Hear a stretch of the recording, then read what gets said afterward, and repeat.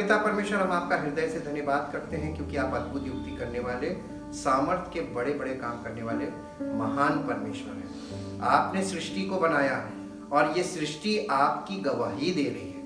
हम धन्यवाद करते हैं। चाहते प्रभु, हम सब जिन्हें आपने अपने स्वरूप में रचा और बनाया है, अपने हाथों से बनाया, हमारा जीवन आपकी महिमा से परिपूर्ण हो, ताकि हमारे जीवन से आपकी ऐसी महिमा हो कि लोग देखें और कहें कि ये परमेश्वर के लोग हैं और आपके इकलौते पुत्र प्रभु यीशु मसीह के द्वारा ही ये संभव है।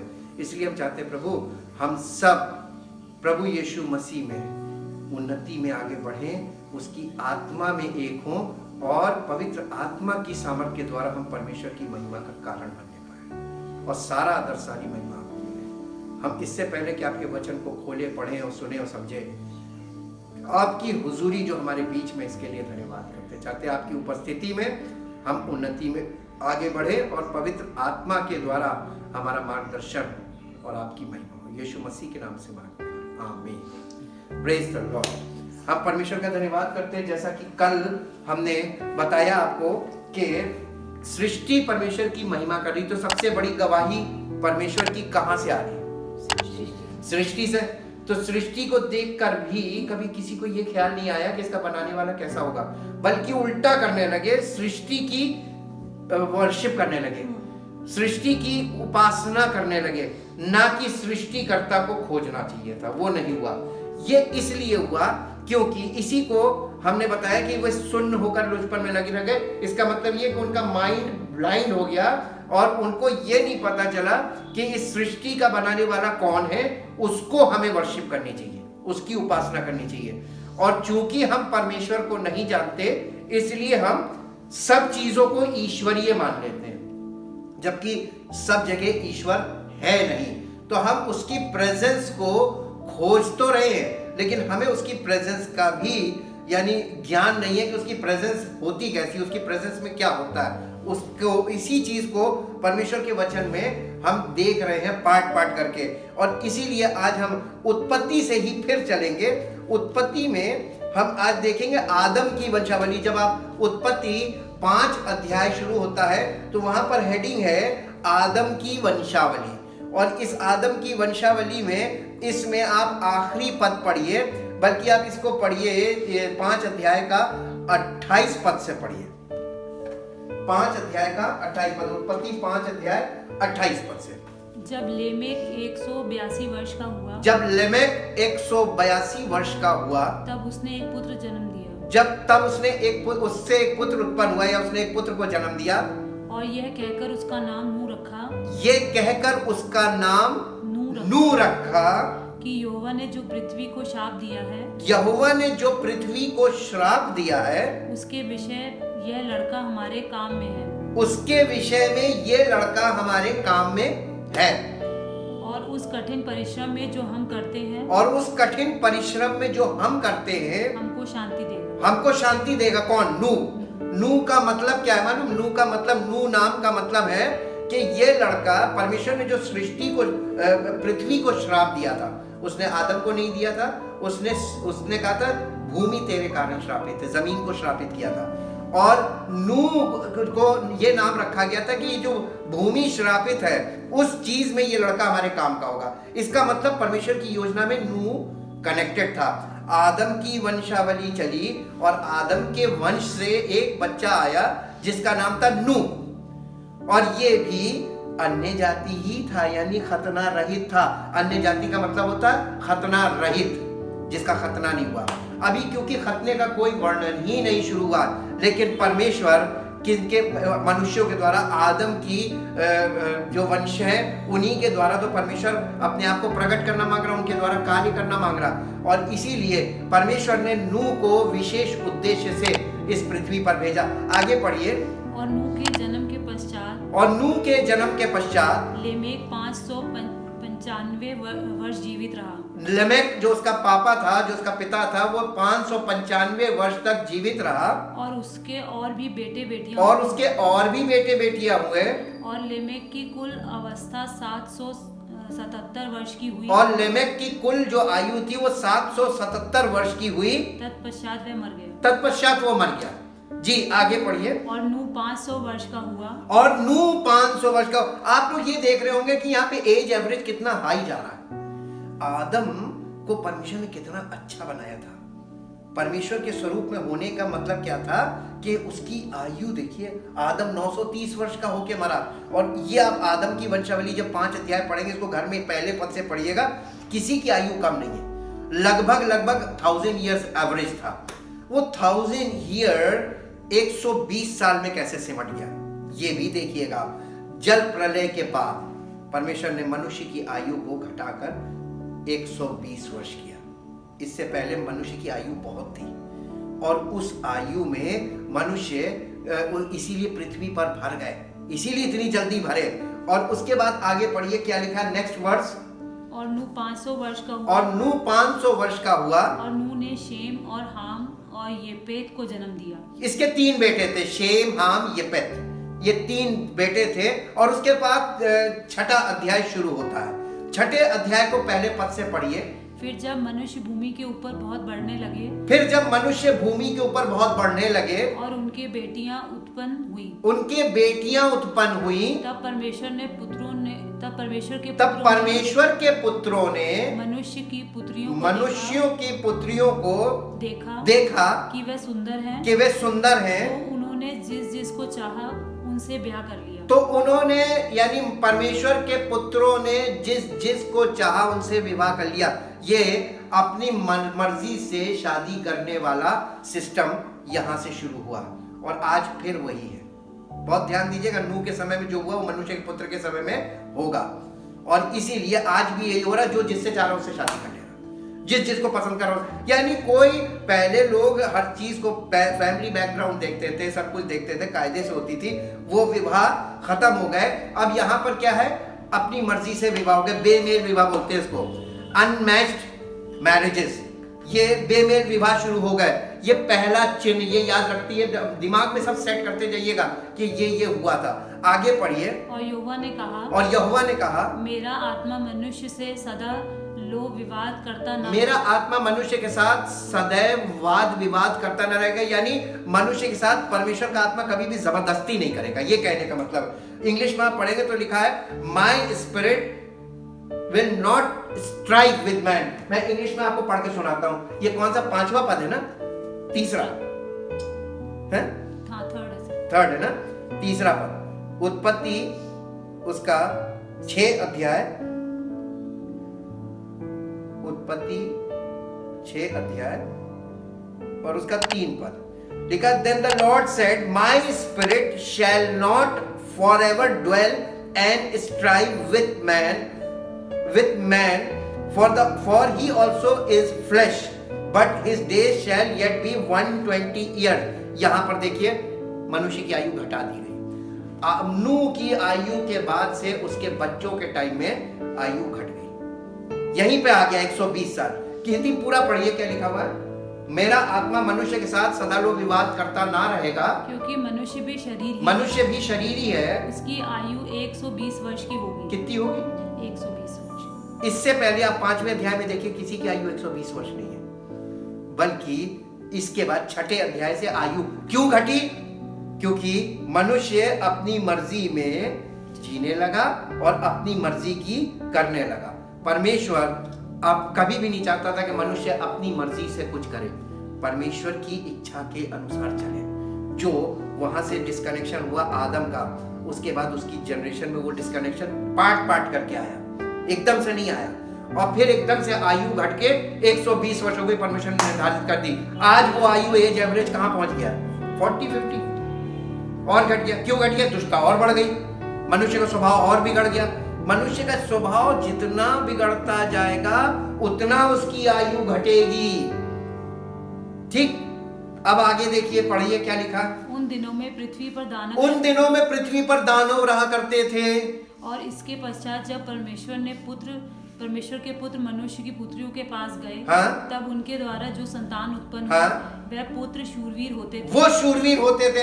यानी ये कौन सा था? ये 100 ये जो परमेश्वर के पुत्र जो लिखा है, ये एंजेलिक बीइंग है, ये स्वर्गदूत थे जो परमेश्वर ने जिन्हें गिरा दिया था पृथ्वी पर। ये लूसीफर के साथ के दूत जो गिराए गए थे, ये जब नीचे गिराए गए तो इन्होंने मनुष्यों की पुत्रियों के साथ कनेक्शन किया और उससे जो संतान पैदा हुई वो शूरवीर हुआ करते थे, यानी बहुत तगड़े होते थे। उनके कईयों के वर्णन इसमें आपको बाइबल में मिलेंगे। जैसे दाऊद ने जब गोलियत को मारा तो गोलियत वही था।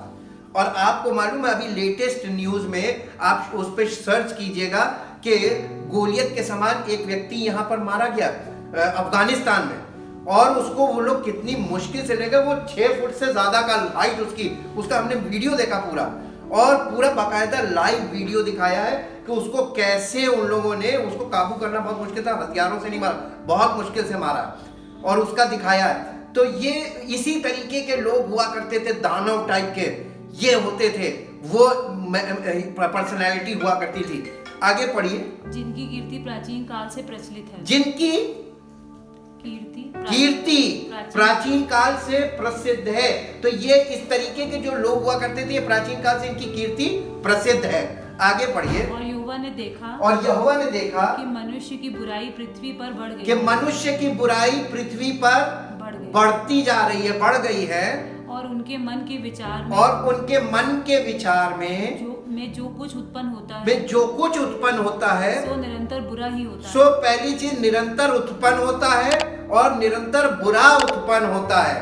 और यहोवा पृथ्वी पर मनुष्य को बनाने से पछताया। लेकिन इसके बाद आप इधर आ जाइए, इस बात का नूह का कनेक्शन हमसे क्या है कोई कनेक्शन? जी हाँ, मत्ती रचित सुसमाचार उसका 24 अध्याय निकालिए। मत्ती रचित सुसमाचार 24 अध्याय, इसका कनेक्शन हमसे कैसे है ये हमको जरूर देखना चाहिए, ताकि हमको ये पता चले। जब हम नए नियम को पढ़ते हैं तो कई बातें हमें इसलिए नहीं समझ में आती है क्योंकि वो उनकी डिटेल पीछे दी गई है, और इसीलिए हम पीछे से आगे आते हैं तो हमको ज्यादा क्लियर हो जाता है। इसका 24 अध्याय का 36 पद से पढ़िए। 24 अध्याय 36 पद। उस दिन और उस घड़ी के विषय में कोई नहीं जानता। उस दिन और उस घड़ी के विषय में कोई नहीं जानता। किस दिन और किस घड़ी की बात की जा रही है? उस दिन और उस घड़ी के विषय में कोई नहीं जानता। आगे पढ़िए। न स्वर्ग के दूत और न पुत्र परंतु केवल पिता। न स्वर्ग के दूत जानते हैं, न पुत्र जानता है, केवल एक जानता है, पिता। तो परम पिता परमेश्वर जानता है किस दिन और किस विषय में, किस घड़ी की बात की जा रही है। आगे पढ़िए। जैसे नूह के दिन थे वैसा ही मनुष्य के पुत्र का आना भी होगा। यानी अब ये हम लोग कहाँ खड़े हैं आज? उसकी सेकंड कमिंग पे आ गए ना।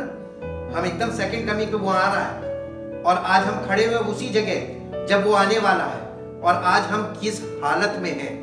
क्या संसार के सब लोग जैसे नूह के जमाने में सब लोग बिजी रहते थे, किसी को कोई मतलब नहीं था परमेश्वर से, किसी को कोई मतलब नहीं था परमेश्वर की उद्धार करने की सामर्थ्य से। परमेश्वर ने अपने पुत्र को बलिदान कर दिया, फिर इंतजार कर रहा है शायद मनुष्य जाति अब फेरेगी, मन फेरेगा। मन फिराने के लिए कोई तैयार नहीं, वो सब अपने कामों में। वही गलती आज फिर हो रही, सेम एग्जैक्टली सेम हो रहा। और इसीलिए हमारा समय नूह के समय से कनेक्टेड है। बहुत सी चीजें जैसे बेमेल विवाह, और मैंने इसमें इतने ढेर पॉइंट पहले भी आप लोगों को बताए हैं। अब पॉपुलेशन का बहुत ज्यादा बढ़ जाना, आबादी बढ़ जाना, आज भी वही है। टेक्नोलॉजी का बहुत ज्यादा बढ़ जाना, आज भी वही है। नूह के जमाने में टेक्नोलॉजी बहुत हाई हो गई थी, आज भी वही है। ये सिमिलैरिटीज बिल्कुल वहां से चली आ रही है। अगर आप नूह के समय को स्टडी कर लें, यही पहला कलयुग था, अब ये दूसरा है। तो परमेश्वर का पवित्र वचन बिल्कुल कंप्लीट है, इसमें सब कुछ है। अगर पवित्र आत्मा नहीं है तो ये आपके किसी काम का नहीं है। आगे पढ़िए। जैसा नूह के दिनों में हुआ था वैसे ही मनुष्य के पुत्र के दिनों में होगा। क्या क्या होगा आगे देखिए। क्योंकि जैसे जल प्रलय से पहले के दिनों में जिस दिन तक नूह जहाज पे ना चढ़ा था, उस दिन तक लोग खाते पीते थे, और उनमें ब्याह शादी होते थे। आज भी वही हो रहा है जी। और जब तक जल प्रलय आकर उन सबको बहा ना ले गया, तब तक उनको कुछ भी मालूम ना पड़ा। क्या आज बाहर वालों को मालूम है कि प्रभु यीशु मसीह का न्याय का समय आ रहा है, जजमेंट ऑफ गॉड आ रहा है, जीसस क्राइस्ट आ रहा है जज का न्याय करने के लिए? किसी को मालूम है? और ये बाप रे बाप, ये सब तो एकदम सुन्न पड़े हुए हैं, ये सिर्फ अपने में लगे हुए हैं। क्या होगा, कितने बचेंगे? वही समय देख लीजिए, नूह में ज्यादा लोग बचे थे। कितने बचे थे? एक परिवार, केवल नूह का परिवार बचा था, क्योंकि नूह के बच्चे उसके अपने बाप के अधीन थे और उनकी पत्नियां अपने पतियों के अधीन थी, इसलिए पत्नियां नहीं बोलती थी। नूह, वो तीनों मैरिड थे और नूह की पत्नी भी नूह के अधीन थी, इसलिए यह परिवार बच गया, क्योंकि यह संगठित परिवार था। आज क्या हालत है परिवार की? सब अलग अलग दिशा में जा रहे हैं, इसलिए और खतरा है। इसलिए वहां उस समय भी ऐसे ही था, सारे परिवारों में लोग छितिर बितिर थे, इसलिए कोई नहीं बच पाया। परमेश्वर एक व्यक्ति को नहीं बचाता है, वो परिवार बचाता है। पहला, परमेश्वर की योजना में एक परिवार, इसीलिए उसने कहा यदि तू विश्वास करेगा तो तेरा घराना उद्धार पाएगा। वो घराने की बात क्यों कर रहा है? तू विश्वास कर, घराना उद्धार पाएगा, यानी आपके विश्वास से आपका पूरा घराना उद्धार पा सकता है। परमेश्वर आपको नहीं बचाना मांगता, आपके द्वारा आपके घराने को बचाना मांगता है, इसलिए आपको पकड़ा है। तो पहले एक को पकड़ता है और एक के द्वारा, नूह के द्वारा उसने उसके पूरे घराने को बचा लिया। इसीलिए परमेश्वर, ये सारा नए नियम का मैसेज वहीं क्लियर होता है। उसने नूह के द्वारा उसके परिवार को बचाया, तुम्हारे द्वारा तुम्हारे परिवार को बचाएगा। तो आपको प्रभु में कितना सतर्क रहने की जरूरत है, स्पिरिचुअली, आत्मिक तौर पर। आगे पढ़िए।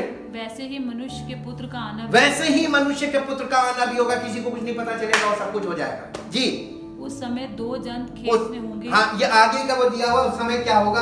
अब लूका रचित सुसमाचार में आइए, लूका रचित सुसमाचार 17 अध्याय निकालिए मेरे साथ। लूका रचित सुसमाचार 17 अध्याय, 17 अध्याय 23 पद से पढ़िए। लोग तुमसे कहेंगे, लोग तुमसे कहेंगे, देखो देखो वहां है, देखो वहां है, या देखो यहाँ है। लोग तुमसे कहेंगे देखो वहां है, देखो यहाँ है। ये किसके विषय में? यीशु मसीह के विषय में। अब इस समय, इस युग में, जब ऐसा अंत का समय आएगा ना, तो लोग तुमको मैसेज देंगे, देखो यीशु मसीह वहां है, देखो यीशु मसीह यहाँ है। आगे क्या लिखा है? परंतु तुम चले ना, तुम चले मत जाना, कहीं नहीं है वो। अगर वो तुम्हारे अंदर नहीं तो कहीं नहीं है। जी, और ना उनके पीछे हो लेना, और ना उनके पीछे हो लेना, क्योंकि जैसे बिजली आकाश की एक ओर से कौंधकर आकाश की दूसरी ओर चमकती है, हाँ, वैसे ही मनुष्य का पुत्र भी अपने दिन में प्रकट होगा। वैसे ही वो प्रकट होगा एकदम खटाक से, और उसका चिन्ह आकाश में दिखाई देगा। वो नेचुरल चिन्ह से प्रकट होगा, वो कभी भी ऐसे चिन्ह नहीं जिसमें आप फंस जाएं। आगे, परंतु पहले अवश्य है, परंतु पहले अवश्य है कि वह बहुत दुख उठाए, कि वो बहुत दुख उठाए, और इस युग के लोग उसे तुच्छ ठहराए। आज इस युग के लोग क्या कर रहे हैं? बिल्कुल एक्यूरेट लिखा हुआ, तुच्छ ठहरा रहे हैं। ये अवश्य है, परमेश्वर की योजना में शामिल है, क्योंकि परमेश्वर ये देखना चाहता कि कितने तुच्छ ठहराएंगे, उनके साथ क्या करेगा वो उस समय उनको पता चलेगा। आगे भविष्यवाणी में लिखा, भाई छाती पीटेंगे उनको, फिर कोई मौका नहीं ना, समय पूरा हो गया। तुमने जिस समय तुम पर अनुग्रह किया मैंने, उस समय तुमने उस पर ध्यान नहीं किया, अब तुम्हें कोई चांस नहीं मिलेगा। ये चांस मिल रहा अभी, ये अनुग्रह का समय। आगे पढ़िए। जैसे नूह के दिनों में, जैसे, तो देखिए फिर आ गया नूह के दिन। नया नियम नूह से जुड़ा हुआ है, नया नियम अब्राहम से भी जुड़ा। वो आदम की पूरी संतानें वहां से आ रही है। हम कहां हैं? हम आदम से अलग हैं क्या? और इसीलिए आज अन्य जाति के लोगों को इस बात को जरूर समझना चाहिए कि परमेश्वर ने शुरुआत भी उन्हीं से की और उन्हें प्यार किया, उन्हें सब कुछ किया, उन्हें किसी प्रकार का कोई नियम नहीं दिया, व्यवस्था नहीं दी, फिर भी वो अपने आप को व्यवस्था में फंसा के बैठ गए। उन्हें तो स्वतंत्र रखा, वायदा किया, वायदे को पूरा करने वाला परमेश्वर है। आगे पढ़िए क्या लिखा है। जैसा नूह के दिनों में हुआ था वैसा ही मनुष्य के पुत्र के दिनों में भी होगा। देखिए, हुआ था और फिर होगा, रिपीट होगा। जी, जिस दिन तक नूह जहाज पर ना चढ़ा, जिस दिन तक नूह जहाज पर ना चढ़ा था, उस दिन तक लोग खाते पीते थे, उस दिन तक लोग खाते पीते थे, और उनमें ब्याह शादी होती, उनमें ब्याह शादी होते थे। तब जल प्रलय ने आकर उन सबको नाश किया, और जल प्रलय ने आकर उन सबको अचानक से नाश किया। और जैसा लूत के दिनों में, और जैसा लूत के दिनों में हुआ था कि लोग खाते पीते, थे, लेन देन करते थे, पेड़ लगाते थे। समय पेड़ देखिए बहुत लगाए जा रहे हैं, पर्यावरण के लिए बहुत जरूरी है। जी, ये चिन्ह है। और घर बनाते थे, और घर, इस समय मकान खूब जबरदस्त बन रहे हैं। यही टाइम है, ऐसा ही टाइम था उस समय पे। और फिर क्या हुआ? परंतु जिस दिन लूत सदोम में से निकला, जिस दिन लूत सदोम में से निकला, ये लूत अब्राहम का भतीजा है जी, उस दिन आग और गंधक आकाश से बरसी, हाँ, और सबको नाश कर दिया। और सबको नाश कर दिया जी। मनुष्य के पुत्र के प्रकट होने के दिन भी ऐसे ही होगा। इसीलिए आप प्रकाशित वाक्य में जाइए तो भूकंप आएंगे, अकाल पड़ेंगे, सब भयानक चीजें लिखा, प्रकृति का भयानक रूप आ जाएगा। ये क्या है जो लिखा है? एग्जैक्टली चल रहा है। कल रात को 10:31 पे भूकंप की खबर आई, बहुत भयानक भूकंप था, 6.3 दिल्ली एनसीआर में आया, जबरदस्त, और रात में तहलका मच गया था।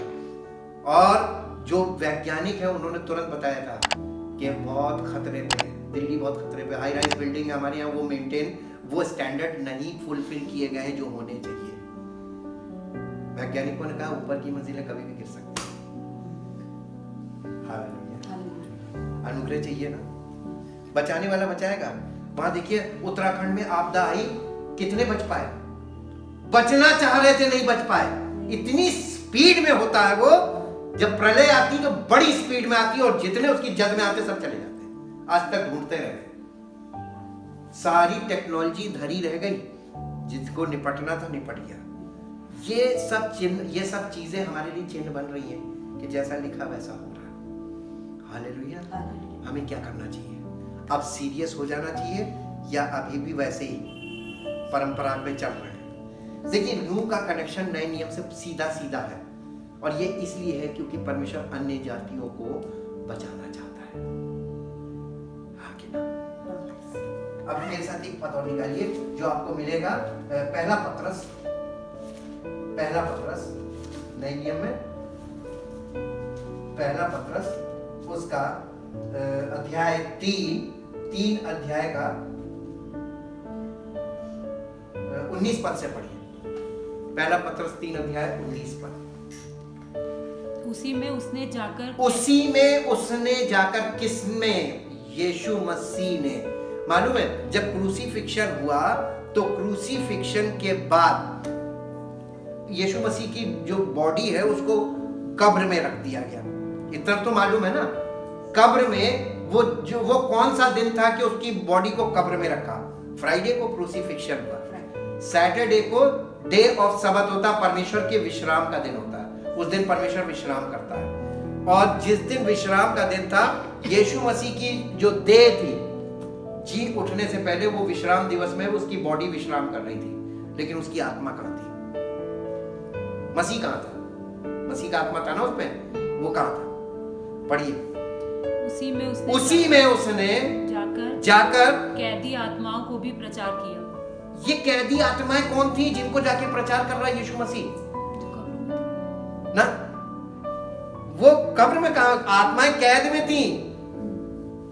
ये कहीं और है जहां आत्माओं को परमेश्वर कैद में रखता है, वहां पर ये थी। ये कौन सी आत्माएं थी? आगे पढ़िए। जिन्होंने उस बीते समय में आज्ञा न मानी, जब परमेश्वर नूह के दिनों में धीरज धर कर ठहरा रहा। ओले, इनको तो सेकंड चांस मिला था। नूह के जमाने में जिन लोगों ने आज्ञा नहीं मानी थी, उनको यीशु मसीह ने, परमेश्वर ने अपने पुत्र के द्वारा उनको एक चांस और दिया। तो उस समय तुमने आज्ञा नहीं मानी थी अपनी, अब आज्ञा मानो, मैं तुम्हें उद्धार दे दूंगा। उनकी आत्माओं को मुक्ति की जरूरत थी, मोक्ष की। और यीशु मसीह ने जब उसकी बॉडी ग्रेव में विश्राम कर रही थी, तो उसका आत्मा जाकर कैदी आत्माओं को सुसमाचार सुना रहा था। क्लियर है? आगे पढ़िए। और वह जहाज बन रहा था, और वो जहाज बन रहा था, जिसमें बैठकर थोड़े लोग अर्थात 8 प्राणी, जिसमें बैठकर थोड़े लोग अर्थात 8 प्राणी पानी के द्वारा बच गए, और उसी पानी का दृष्टांत भी अर्थात बपतिस्मा यीशु मसीह के जी उठने के द्वारा अब तुम्हें बचाता है। यीशु मसीह के जी उठने के द्वारा हमको बचाता है। तो यीशु मसीह ने जो पानी में बपतिस्मा लिया था, वो पानी का बपतिस्मा वो एक दृष्टांत है, वो एक एग्जाम्पल है कि जैसे परमेश्वर ने उसी पानी से जल प्रलय में सारे लोगों को, सारी दुनिया को नष्ट किया था, उसी जल प्रलय में उसने कुछ लोगों को बचाया भी था। दोनों काम हो रहे थे, उसी में लोग मर भी रहे, उसी पानी में बच भी रहे। जी, उससे शरीर के मैल को दूर करना। ये बैप्टिज्म का मतलब ये नहीं है कि शरीर का मैल दूर करना, स्नान करना, बल्कि परंतु शुद्ध विवेक से परमेश्वर के वश में हो जाने का, परंतु शुद्ध विवेक से परमेश्वर के वश में हो जाने का अर्थ है। ये है बैप्टिज्म। जब 19 पद फिर से पढ़िए, उसी में उसने जाकर उन कैदी आत्माओं को भी प्रचार किया, सुसमाचार प्रचार किया, उन्हें जाके गुड न्यूज दी कि अब तुम उद्धार पा सकते हो, उद्धार करता आ गया। तो यानी उस समय से आदम से लेके और अंतिम तक जितने भी मनुष्य हैं सबका उद्धार करता वही हुआ, मानना पड़ेगा ना। अब आपको एक बहुत खास पॉइंट दिखाते हैं, वो इब्रानियों की पत्री में आ जाइए, इसके थोड़ा बैक आइए। इब्रानियों की पत्री, इब्रानियों की पत्री उसका 11 अध्याय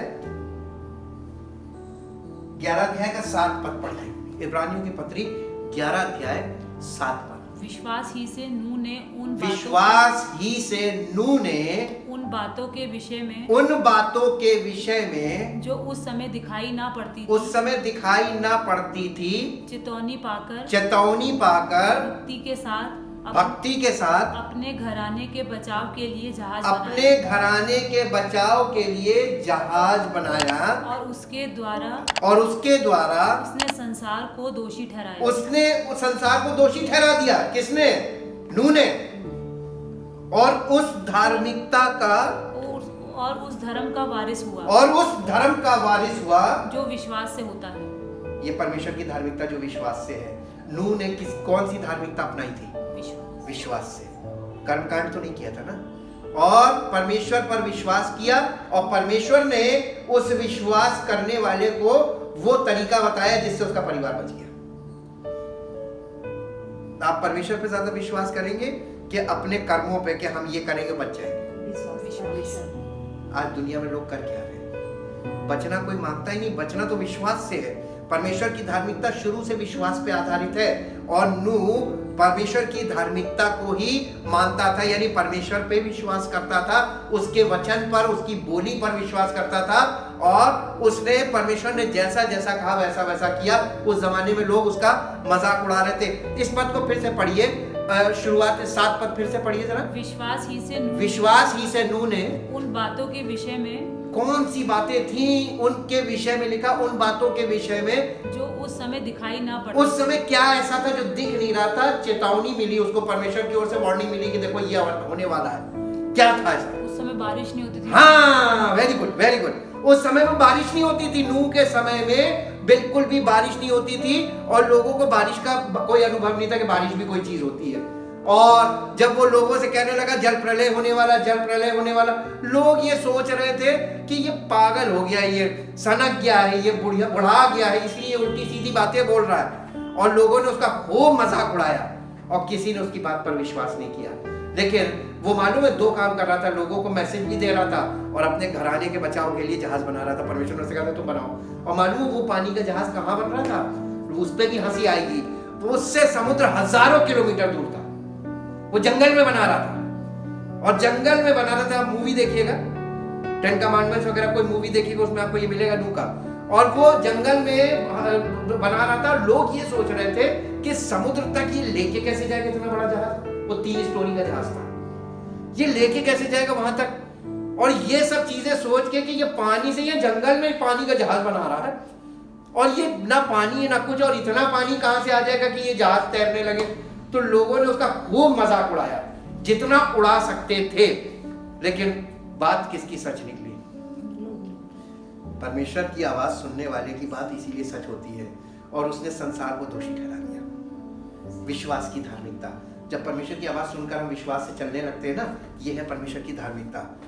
और ये धार्मिकता विश्वास से शुरू होती है, और वो व्यक्ति विश्वास में बढ़ता जाता है और मजबूत होता जाता है, और परमेश्वर की आवाज सुनने में वो फिर पहचानने लगता, फिर वो कभी किसी धोखा नहीं खाएगा।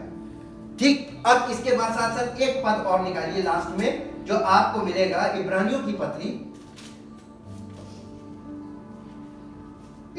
पत्री उसका 12 अध्याय और उसका 25 पद पढ़िए। इब्रानियों की पत्री का 12 अध्याय का 25 पद। सावधान रहो और उस कहने वाले से मुंह न फेरो, उस कहने वाले से मुंह ना फेरो, क्योंकि वह लोग जब पृथ्वी पर के चेतावनी देने वाले से मुंह मोड़कर न बच सके, वो लोग पृथ्वी पर के चेतावनी देने वाले से मुंह मोड़कर ना बच सके। ये कौन लोग थे? नूह के जमाने में, नूह के जमाने में वो लोग पृथ्वी पर के चेतावनी, उस समय नूह चेतावनी दे रहा था लोगों को। परमेश्वर ने नूह को दर्शन दिया था और कहा था ये जहाज बना लो, ये होने वाला। तो नूह ने कहा मैं अकेला क्यों? उसने अपने आसपास के लोगों को बताया। सब रिश्ते ही तो होते थे।